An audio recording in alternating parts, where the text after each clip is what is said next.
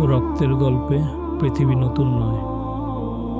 ইতিহাসের প্রতিটি অধ্যায়েই কোনো না কোনো জায়গায় মানুষ মানুষকে হত্যা করেছে। ধর্মের নামে, জমির নামে কিংবা ক্ষমতার মোহে। কিছু কিছু গল্পে আছে যা শুধু যুদ্ধের নয়, তা মানবতার সীমা ছুঁয়ে যায়।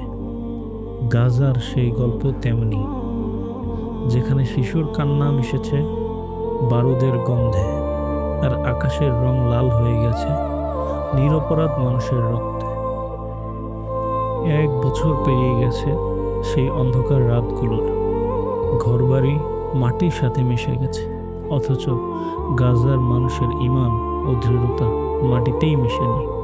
ধ্বংসস্তূপের ভেতরে থেকেও তারা ডাকে, আল্লাহ আমাদের জন্যই যথেষ্ট, তিনি উত্তম অভিভাবক। ইতিহাস বলে কোনো জুলুম চিরস্থায়ী নয়।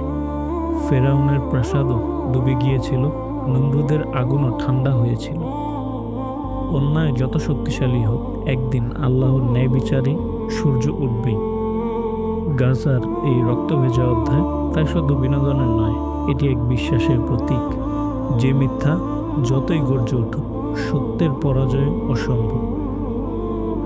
1 বছর পরেও গাজার শিশুর চোখে স্বপ্ন আছে, হয়তো তাতেই একটু ক্ষতচিহ্ন, কিন্তু নিভে যায়নি আলো।